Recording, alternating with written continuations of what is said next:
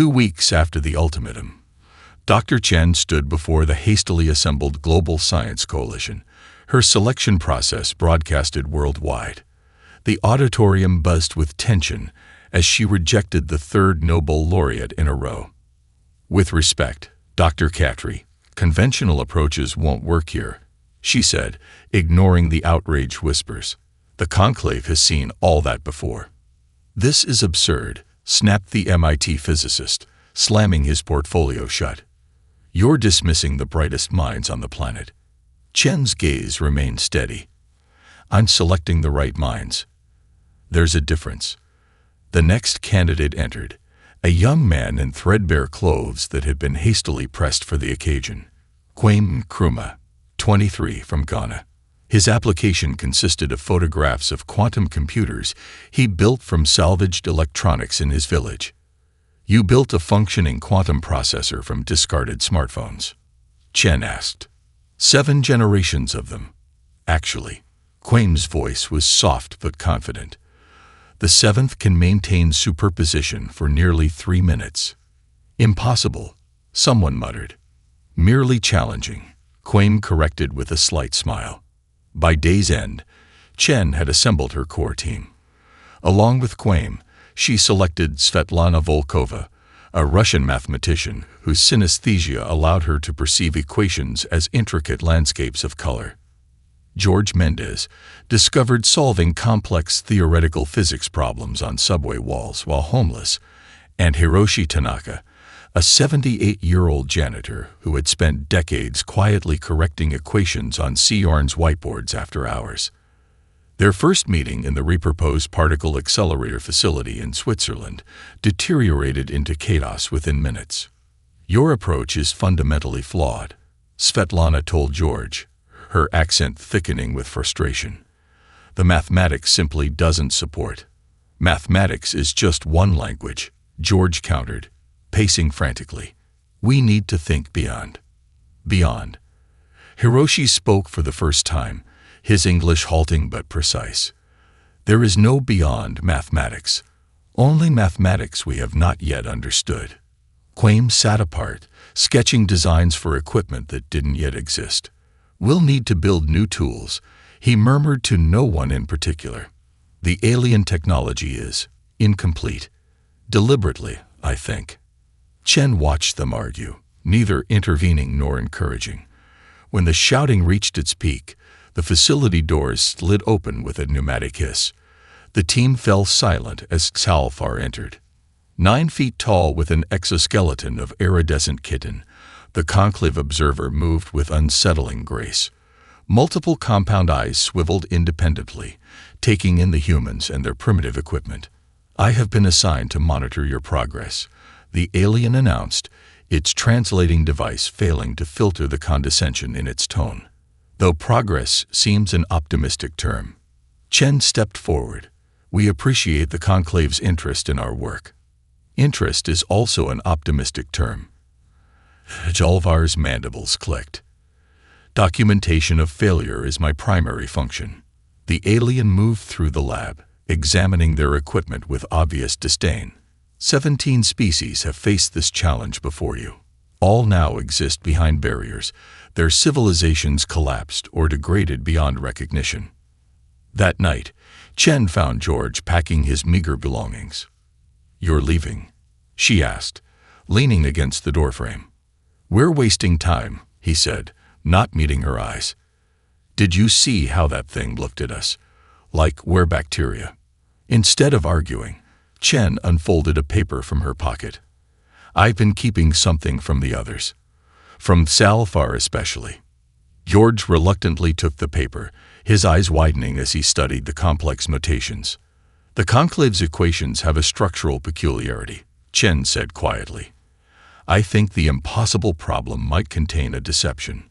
"What kind of deception?" "I don't know yet." She took back the paper, refolding it carefully. "But conventional minds would never spot it. That's why I need you, all of you, not despite your unconventional thinking, but because of it." George stared at his half-packed bag. After a long moment, he emptied it back onto the bed. "One condition," he said. We approached this our way, not theirs. Chen smiled for the first time since the ultimatum. That was always the plan. The abandoned particle accelerator hummed with new life as the team transformed it into their workspace. Quaim had repurposed the cooling systems to support his prototype quantum interfaces, while George covered entire walls with equations that seemed to transition randomly between different mathematical systems. Zelfar observed it all with obvious disgust, his carapace vibrating slightly whenever someone approached the alien technology the Conclave had provided. "You haven't even activated the primary analytical matrix," the alien noted on their third day, gesturing toward the untouched crystalline structure in the center of the lab. "We're not ready for it yet," Chen replied without elaboration. The truth was simpler. None of them trusted equipment provided by those who expected them to fail. When Svetlana brought in clay and began sculpting three-dimensional representations of the equations, Zalfar's mandibles clicked rapidly, the equivalent of an exasperated sigh. "Primitive monkey tinkering," the alien muttered, recording observations on a device that seemed to exist partially in another dimension. "All species attempt the mathematical approach first, as is logical. We're taking a different path," Chen said. "So I observe. A path straight to extinction." By the end of the first month, they had created a chaotic ecosystem of experiments. Hiroshi contributed meticulous hand-drawn diagrams that somehow bridged the gap between Svetlana's intuitive models and Quaim's engineering innovations. George worked mostly at night, his sleep schedule completely inverted.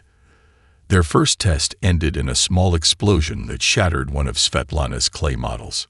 "Promising," Quaim said, grinning despite the scorch marks on his face. "Promising." Halvar's translator struggled with the inflection. "Your containment field failed within 3.2 seconds. "Yes, but it was supposed to fail instantly," George explained, already scribbling calculations.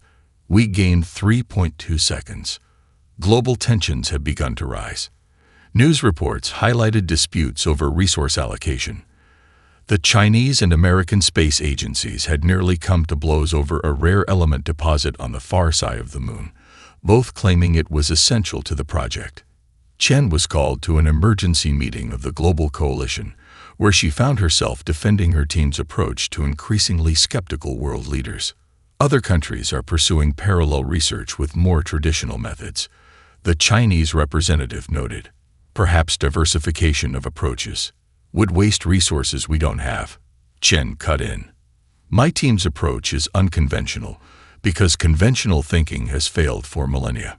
She returned to find the lab in darkness except for Svetlana, who sat surrounded by holographic projections, her eyes unfocused. "The patterns are changing," the mathematician whispered, her hands moving through the light displays as if conducting an orchestra. "I can see them now." "See what?" Chen asked, approaching cautiously. Svetlana's synesthesia-driven insights were valuable, but had been growing more intense. "The equations aren't static. They respond." Svetlana suddenly clutched her head, crying out as if in pain. Before Chen could reach her, she grabbed a nearby display monitor and smashed it. "Svetlana, stop." But the Russian was already gathering the broken glass, arranging the shards on the floor in a pattern that resembled neural pathways more than physics equations. Blood dripped from her cut hands onto the glass, seeming to make the pattern pulse in the dim light. "It's alive," Svetlana whispered, her eyes wide. "The problem isn't just mathematical. It's alive somehow." Chen helped Svetlana to the medical bay, insisting she rest. Returning later to clean up the broken glass, she found Salthar crouched over Svetlana's bloody creation, compound eyes fixed intently on the pattern. The alien hadn't noticed her presence. Chen remained still, watching as Kalthar extended a limb toward the pattern, almost reverently, before suddenly recoiling as if burned. The alien straightened, moved to a corner, and activated a communication device. Though she couldn't understand the clicking language, Chen didn't need translation to recognize fear in the alien's urgent movements. Whatever Svetlana had discovered, it had rattled their observer profoundly. Chen slipped away unseen, her mind racing. The game had just changed, but whether in their favor or not, she couldn't yet tell. 2 years into the project, hope surged like electricity through the facility. Their prototype, a complex amalgamation of human ingenuity and reverse-engineered alien technology, stood ready for its first major test. Media from around the world gathered outside, broadcasting to billions. "Are we certain about the containment parameters?" Chen asked, reviewing the final diagnostics. "As certain as we can be," Quaim replied, his fingers dancing across holographic controls. "The simulation models predict 87% success probability." "And the other 13%? Hiroshi asked quietly. Quaim's smile didn't reach his eyes. "Let's focus on the 87. The test chamber, a reinforced cavern excavated beneath the facility, had been evacuated except for essential monitoring equipment. World leaders and scientific luminaries watched from a shielded observation deck. Even Xalthar seemed tense, multiple limbs twitching slightly as the countdown began. "Initiating primary sequence," Svetlana announced, her voice steady despite the headache that had plagued her for days. "Field stabilization nominal." The chamber hummed with power as the prototype began generating a miniature gravitational anomaly, the first step toward controlling a singularity. Initial readings showed perfect alignment with their theoretical models. "Phase 1 complete," George reported, unable to hide his excitement.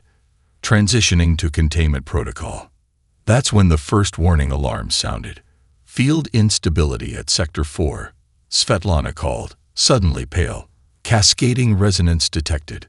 Quaim's hands flew across the controls. "Compensating," he muttered, but the destabilization was accelerating faster than predicted. "Emergency shutdown," Chen ordered. "The automated systems aren't responding," George shouted over the rising wail of alarms. "Manual override is our only option." Before anyone could stop him, Quaim bolted toward the access corridor leading to the test chamber. "Quaim, no." Hiroshi lunged after him, but was too slow. "The radiation levels are already beyond safety thresholds," Svetlana warned. Chen grabbed the intercom. "Quaim, return immediately." "That's an order." But he was already at the manual override terminal, furiously inputting commands. For a moment, it seemed to work. The alarms quieted, and the energy readings began to stabilize. Then everything went catastrophically wrong. The explosion blinded the observation cameras. The entire facility shuddered as if struck by an earthquake.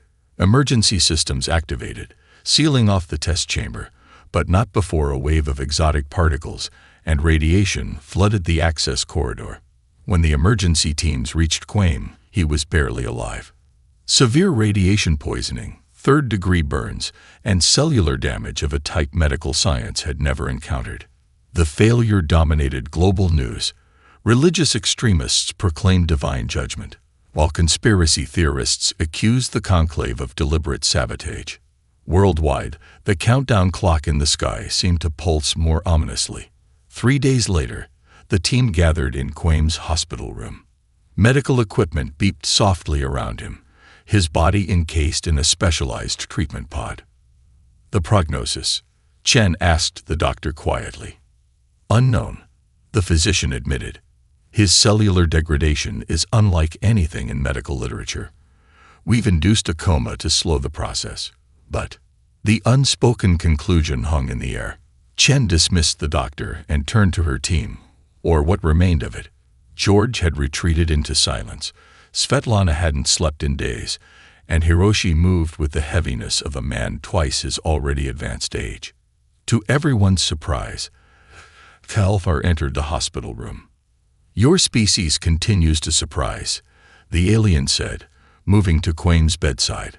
"Such self-sacrifice is unexpected." "We don't abandon our own," Chen replied stiffly. "Neither does the conclave."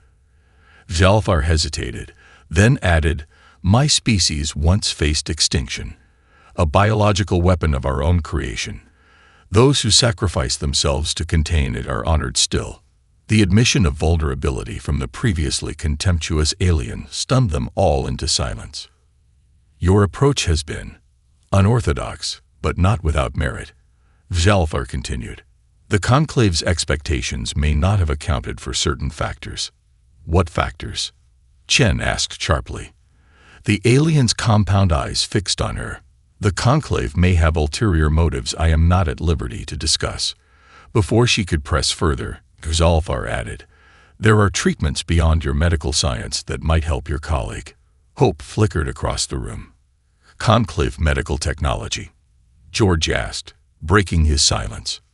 "Technically forbidden for transfer," Zalfar acknowledged. "But I could overlook certain modifications to your existing equipment." The choice was no choice at all. Within hours, Quain was connected to a hybrid system incorporating subtle alien enhancements. His vital signs stabilized, though he remained comatose. That night, alone in the hospital room, Chen noticed something extraordinary. Quain's right index finger was moving, tracing patterns in the air that left faint, glowing trails, an unexpected side effect of the alien technology. When analyzed, these ethereal equations revealed an approach to the problem they hadn't considered, one that inverted their entire understanding. What if singularities weren't threats to be neutralized, but tools to be weaponized? Chen's SUV climbed the winding mountain road, each turn revealing breathtaking Himalayan vistas that she barely noticed.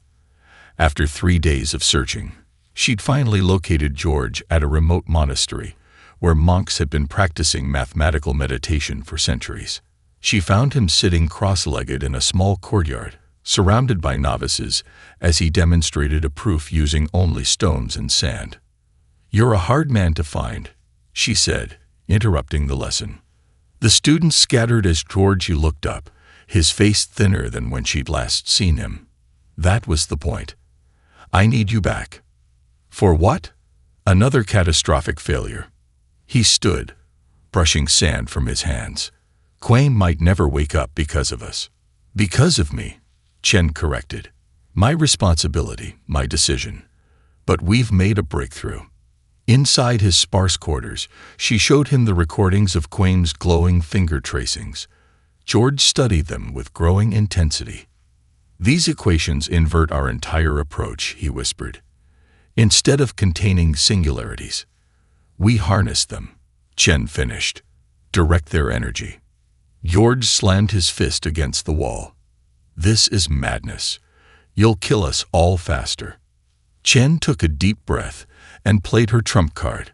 "I've already built a small-scale test device using Quain's principles." "You what?" "It works, George. Not completely, not perfectly, but it works." His expression cycled through disbelief, anger, and finally cautious hope. "Show me." They returned to find the lab transformed. Every surface, walls, floors, equipment, was covered with interconnected equations and diagrams stretching from floor to ceiling. Svetlana stood in the center, her hair wild, eyes bloodshot but alive with purpose. "The equations are singing," she announced, not bothering with greetings. "I've been tracking the harmonics for days." George examined her work with growing amazement. I don't even recognize some of these mathematical systems." "Neither do I," Svetlana admitted. "They came to me in dreams. The patterns respond to our approaches, adapting. That's why conventional solutions have always failed." Chen gestured to Hiroshi, who had been silently watching from a corner. "Tell them what you told me." The elderly man shuffled forward, hunched but determined. "The problem isn't the black holes," he said, his accented English precise. "It's us." He explained how, during decades of mopping floors at research institutions, he'd observed brilliant minds repeatedly overcomplicating problems. Scientists want elegant solutions, complex solutions. Hiroshi smiled slightly. "Shows how smart they are. But nature is efficient." He sketched a startlingly simple diagram combining quantum principles with mechanical elegance, so basic it would be dismissed as primitive. Except that when George checked the mathematics, it worked. "This can't be right," George muttered, recalculating. "It's too simple." "Simple isn't wrong," Hiroshi replied, "just overlooked by complicated minds." For the next week, they refined the approach, a human-centric solution embracing intuition over alien precision. Quaim's inverted perspective, Svetlana's synesthetic patterns, George's theoretical framework, and Hiroshi's elegant simplicity merged into something uniquely human. Zalfar observed with growing unease. One evening, the alien approached Chen alone in the lab. "Your approach is heretical by conclave standards," Zalfar warned, voice low. "The integration of intuition with quantum mechanics violates established principles." "Yet it works," Chen challenged. "Yes," the alien admitted, "which is unexpected. Continuing could make you enemies beyond Earth." Chen frowned. "Then why haven't you reported us?" Zalfar's compound eyes shifted, focusing and refocusing in what Chen had learned to recognize as discomfort. "Because," the alien finally said, "for the first time in my career as an observer, I find myself hoping a species will succeed." The admission hung between them, its implications enormous. Chen realized that within the conclave itself, divisions might exist, perhaps even sympathizers. "Will the conclave try to stop us?" she asked. "Some factions, certainly." Zalfar's mandibles clicked softly. "Others might secretly welcome your success. The conclave is ancient, Dr. Chen, and ancient institutions often calcify. Your species' approach is chaotic, messy, and frighteningly effective." "Frighteningly." "Your kind developed from prey animals to space travelers in an evolutionary eye blink," the alien noted. "Most species require millions of years for such advancement. Some in the conclave fear what humans might become in another 1,000 years. Chen absorbed this, understanding at last. The impossible problem was never just a test, was it? "Let us say," Zalfa replied carefully, "that a problem's impossibility serves certain interests, particularly when it keeps emerging civilizations occupied." 3 years into the project, the facility buzzed with controlled urgency.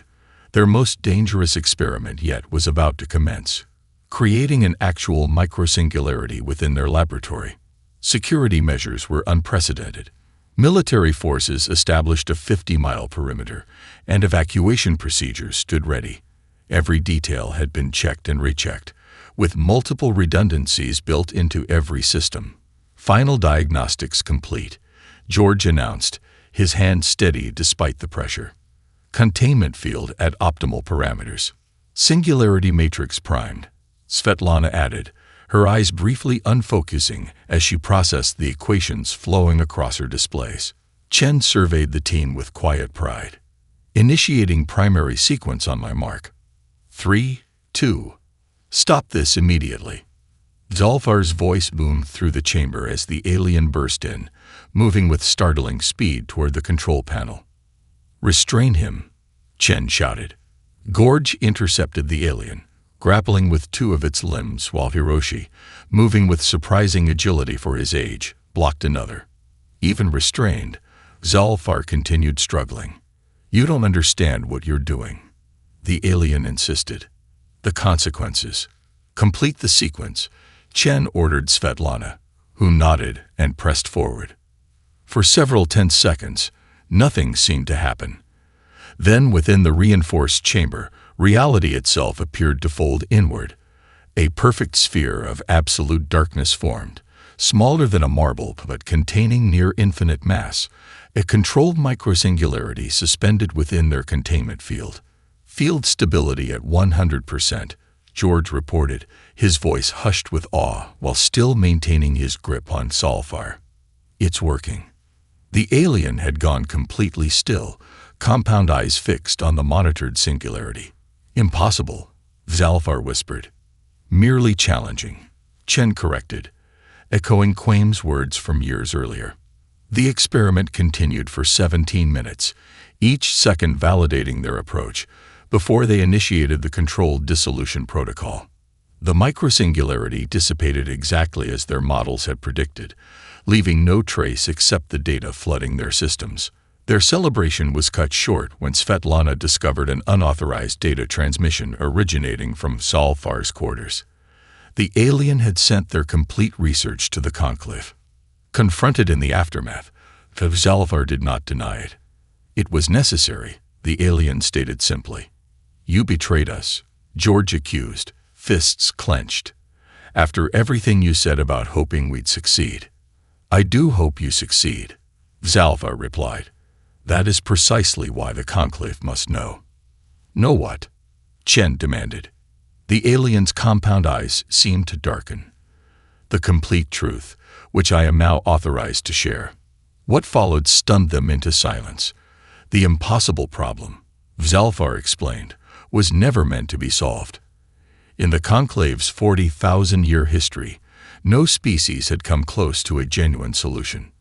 The challenge is designed to occupy emerging civilizations while the Conclave assesses their potential threat level. The alien continued. Most species spend centuries on the problem, eventually recognizing it as a diplomatic test rather than a scientific one. They join the Conclave, accepting its authority and limitations. And those who don't, Hiroshi asked quietly, remain perpetually occupied, or in some cases, destroy themselves through failed experiments. Chen felt cold realization spreading through her. Humanity is the first to approach an actual solution. In just 3 years, Zalfar confirmed, a feat considered mathematically impossible. The alien moved to the viewing window, gesturing toward the distant countdown clock still visible in the sky. Your world was not discovered by accident. Humans were detected centuries ago, but quarantined unofficially, when early observations suggested your species' rapid technological development and warlike tendencies could pose a future threat. You didn't give us this problem because you needed a solution, she said, her voice steady despite her racing heart. You gave it to us because you were certain we'd fail. On screens worldwide, the human team demonstrated their solution. Svetlana and George displayed its applications beyond singularity control. Revolutionary energy production, faster-than-light communication possibilities, and gravity manipulation that could transform life throughout the galaxy. Impossible, one of the Conclave officials whispered, the translator struggling with the concept. Merely challenging, Quaim corrected with a slight smile. The demonstration caused visible discord among the Conclave representatives. Younger members began questioning their elders openly, with one insectoid alien stating, their primitive approach succeeded precisely because they weren't constrained by our millennia of groupthink. The Arbiter, inner galaxies swirling faster in apparent agitation, attempted to reassert control. These humans pose an unprecedented threat to galactic stability. Their technology must be contained, or shared, countered a younger Conclave member. Their approach solves problems we've deemed unsolvable for eons. Tension broke when Quaim, still weak from his injuries, stepped forward. You've spent thousands of years afraid of the dark, he said, addressing the Arbiter directly. We just turned on the lights. Zalfar, caught between his duty and growing respect for humans, made his choice. As official observer, I formally recommend humanity for Conclave membership, he announced, an unprecedented action that caused gasps among the alien delegation. Observer overreach. The Arbiter snapped, but the damage was done. Several Conclave members nodded in agreement with Zalfar. The unified human resistance, coupled with their revolutionary solution and the support of key Conclave factions, created a diplomatic deadlock. We will. Deliberate, the Arbiter finally conceded, its tone suggesting this was far from over. Maintain your current position. Further provocations will not be tolerated. As the delegation departed, Chen turned to her team. This isn't victory, she cautioned. Just a stalemate. Better than extinction, George noted with a grim smile. What happens now? Svetlana asked. Zalfar, who had remained behind, answered. Now, for the first time in 40 millennia, the Conclave faces something it never anticipated. The aliens' compound eyes fixed on them with something approaching respect. A species that refuses to accept the impossible. 6 months of tense negotiations followed. Earth remained under constant conclave surveillance, alien vessels hanging in orbit like metallic stars. The countdown clock still dominated the sky, though its purpose had become symbolic rather than functional. Humanity's solution had been verified in principle but untested at scale. The perfect opportunity arose when long-range conclave sensors detected a rogue black hole on collision course with the Malfarian system, home to over 40 billion sentient beings across 7 planets. The Conclave High Council assembled an emergency session. Evacuation was impossible given the time frame and population size. With reluctance bordering on physical pain, the Arbiter proposed the unthinkable, allowing humans to implement their solution. The humans remain unproven, objected several elder members. The Malfarians remain alive, countered younger factions. For now. Zalfar, elevated to senior advisor due to his unique experience with humans, cast the deciding vote. The risk of human involvement is less than the certainty of Malfarian extinction. Chen received the request with cautious optimism. They're finally taking us seriously. Or setting us up to fail spectacularly, George noted. Either way, Quaim added, still moving carefully but regaining strength daily, we can't refuse. The team, now including Zalfar as scientific liaison, deployed to the Malfarian system in a retrofitted conclave vessel. The journey, humanity's first beyond their solar system, took mere days using the conclave's faster-than-light technology. The operation became a media spectacle throughout the galaxy. Thousands of worlds watched as the primitive newcomers attempted what advanced civilizations deemed impossible. Earth's standing in the cosmos hung in the balance. Initial deployment proceeded smoothly. Their device, scaled up using conclave manufacturing capabilities, established position at the calculated intercept point. The team worked with fluid precision, each member contributing their unique perspective to the implementation. Primary containment field established, Svetlana reported. Dimensional calibration aligned. Initiating gravitational lens configuration, George added. Everything functioned perfectly until a critical component failed catastrophically. Precise damage that couldn't be accidental. Sabotage, Zalfar confirmed, analyzing the component. Conclave hardliners. With minutes before system failure, Quaim and Hiroshi volunteered for the only possible solution, manual reconfiguration in space. The exposure to cosmic radiation would be severe, even with protective suits. Absolutely not, Chen objected. There are 40 billion lives at stake. Hiroshi replied softly. I have lived many decades. They deserve their first. And I'd already survived worse. Quaim added with a grim smile. Their repairs succeeded with seconds to spare. The modified solution worked beyond all projections, not merely neutralizing the black hole's threat, but establishing a controlled gravitational lens that would provide sustainable energy to the system for millennia. The jubilant celebrations across 7 saved worlds were broadcast throughout known space. Species that had viewed humans with contempt now watched in awe as the primitive primates accomplished the mathematically impossible. The conclave formally recognized Earth in a ceremony attended by representatives from thousands of worlds.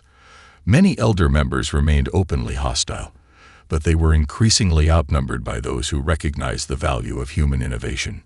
In a historic address to the full conclave assembly, Dr. Chen stood alongside her team. Now heroes to countless civilizations.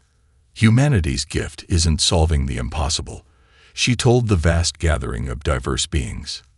It's our stubborn refusal to accept that anything truly is impossible, only challenging. We don't succeed because we're stronger or smarter, but because we question assumptions and embrace perspectives that others discard. She proposed restructuring the conclave to combine the wisdom of ancient species with the innovation of younger ones, a controversial suggestion that nevertheless gained surprising support. The final scene unfolded in a hospital orbiting Earth, where Quaim and Hiroshi recovered from radiation exposure.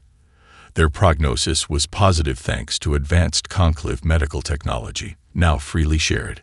The Zelfar entered with news. Thousands of previously quarantined species were being reassessed under the new human protocol that valued diverse approaches over rigid methodology. The team watched from the window as the countdown clock, still visible in Earth's sky, transformed into a swirling galaxy map marking Earth's position among the stars. What will humanity do next? Zelfar asked. Now that you've achieved the impossible. Chen smiled, watching children in the hospital garden playing with toy spaceships. That's the thing about impossible, she said. Once you've done it once, you develop a taste for it. As night fell across Earth, millions looked up at their new place in the galactic community, already dreaming of which impossible challenge to tackle next. In distant corners of the universe, other species watched with fascination and fear, wondering what these improbable primates would redefine next.